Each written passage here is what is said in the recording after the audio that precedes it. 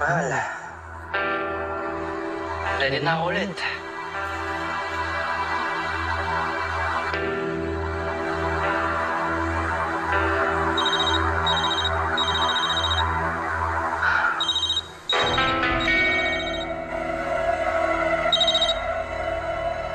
Hello. Hello? Ito po ba si David Demagi ba? Storbo ka naman eh. Sino ba to? Hi, I'm calling po from Peralta Medical Doctors Hospital.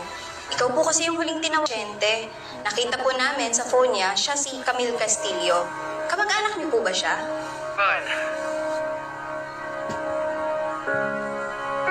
Patay na ba? Hindi po. Critical lang po sa ngayon ang kondisyon niya.